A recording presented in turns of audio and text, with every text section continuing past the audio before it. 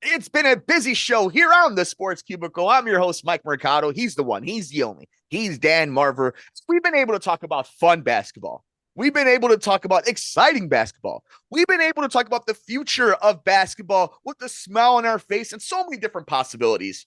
But that won't be the case on this segment because it is time to put to rest the 2023-2024 Chicago Bulls, the preemptive, the uncrowned 9-10 matchup champion loses once again in the second game of the play. And this time, once again, to the Miami Heat, the demon, the devil, the nightmare that is the Miami Heat. A Miami Heat without Jimmy Butler. Marver, I'm done. I'm done. I know. I'm done. Go ahead, buddy. Well, it's the same result, but it was certainly a different uh, type of game. They built up a big lead last year in the 9-10 game against Miami, and Miami came back to win it with Butler. Now without Butler, it looked like there might be a good chance because Chicago, the Bulls played pretty good game against Atlanta to defeat them in the 9-10 game. So Heck of a game. it looked like there was a possibility, that they would be able to advance against Miami, but unfortunately, there were these runs. They got within 6, and it was like a 19-0 run. They get back to within 10, and it was like another like 19-0 run. The runs killed them, and Miami, give them credit, they put together a great game plan, and they were able to execute. The outside shooting, they were remarkable, and I thought that the post play would be about equal, and it turned out that way. I mean, Vukovic got about 16, but DeRozan got his 22, and they didn't get enough from other people, and Miami did. Hero was the hero once again, and on they go to face Boston, which was interesting last year, and then Miami went all the way to the finals after beating Boston in 7 games after being up 3-0. So that should be an interesting series for NBA fans other than the Bulls fans. But same result. Now what do we do? Uh, we decided that Donovan's safe, but we don't know about management because they haven't really done anything to improve the team. They've drafted, but there hasn't been any significant trades made in the last 2 years. So makes you wonder, what their long range plan is. And so, they're stuck in sort of the mud here with the same team, the same results, and going forward, what will happen with the big three? I mean, obviously, Levine didn't play, and he's been injured quite a bit. So what do they do with the big three? What say you? So it's interesting, Marver. I'm one who first was so proud of guys like Io and Kobe White, especially after that game in Yeah. Atlanta with Kobe going off, that they have developed. And to me, that's the future of your team.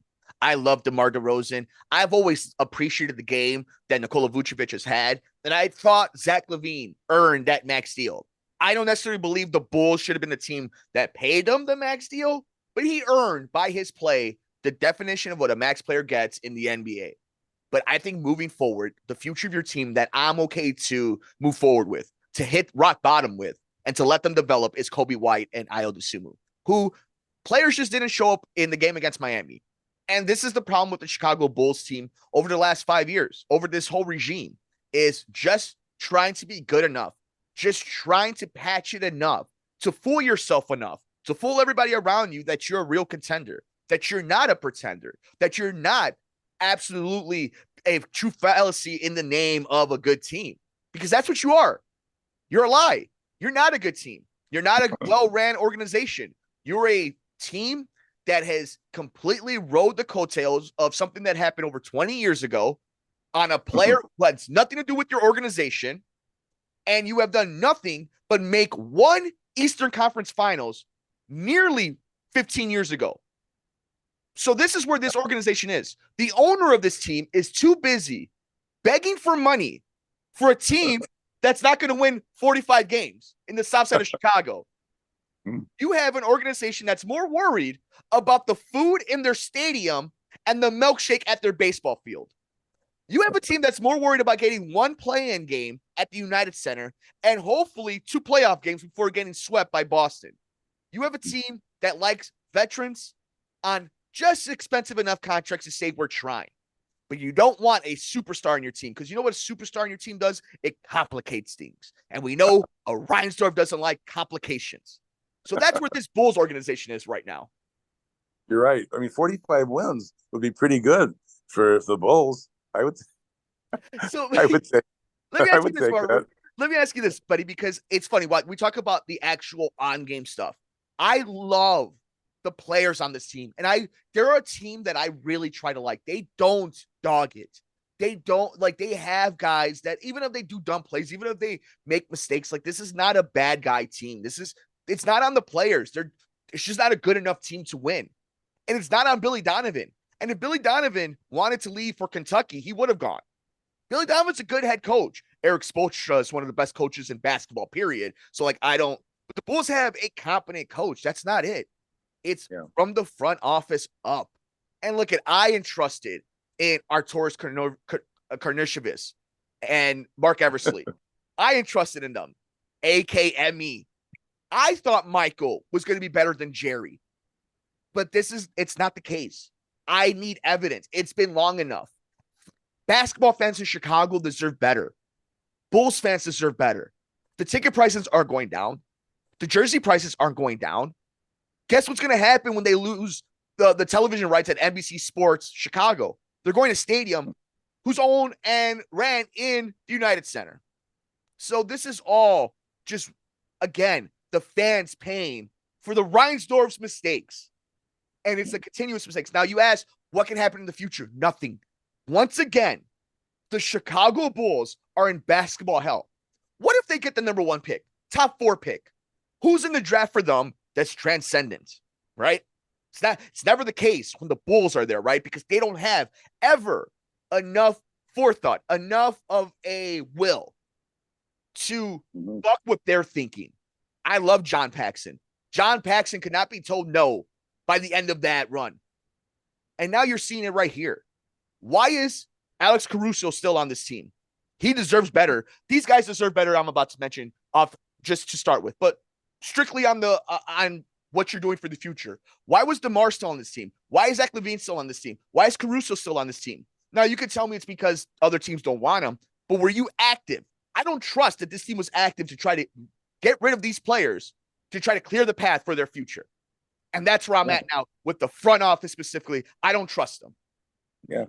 Well, you're right. I mean, they did finally, play some of the younger players because they had to, basically. Yeah. So that was one thing. It wouldn't have happened without injuries, without Williams going down and Levine and such. You talk about the draft. I mean, even if they got a Zach Edey, I don't think that they would make him a playoff contender because I'm not sure that he's going to be a dominant center in the NBA. And so, who else is in the draft that's going to help? I think they need more of a scorer, a mid-level scorer that would be a reliable guy in the DeRozan type of image, that type of guy, and the superstar. Why not? I mean, I think they have enough money and with the cap and everything to get a superstar. So why isn't that happening? I mean, that's no moves have really been made to improve this team, and the draft isn't going to cut it at all. I mean, there's no answer in the draft that's going to make this team a playoff team and a contender. But they keep thinking that they had that one stretch when they still had ball a couple of years ago where they had the best record for a while, and I guess that's what they keep thinking is going to happen again, but not so likely. I mean, he's not going to play again for the Chicago Bulls. I know, and Right. it's nothing against Lonzo. Lonzo's a heck of a player. I understood why they brought him in. I know why they brought him in. He's just not going to play basketball again. But we talk also about development and them bringing guys in. What's happened over their last few picks with their draft picks? You got one guy that can't get out of the D League, and Patrick Williams has not developed in the NBA. And then you gave Zach LaVine a max contract, who earned it, right? But when he comes back, what's going to happen to the development of Kobe White and Ayo Dosunmu? Because you look at that when he's playing with them, how well are they playing? How well is their development? This is all encompassing stuff. This is all stuff. DeMar DeRozan and Zach LaVine can't play well together. They've known this. These are all things that and yet you're right. They always come back when we're healthy, if we're healthy, when we get Lonzo back, when we get Zach back. It's all nonsense, Marver. It's all nonsense. And if you know what, if I had any little bit of belief, right? Like I did naively back in the day, I'd be like, you know what? Just wait until Anthony Edwards is sick of Minnesota. Get your salary cap right, and then boom, you make your move. That's the type of superstar you go and grab. But no, Cleveland went and got Donovan Mitchell. Milwaukee went and got Dame. What are the Bulls? You have Jalen Brunson over with the Knicks. What did the Bulls do?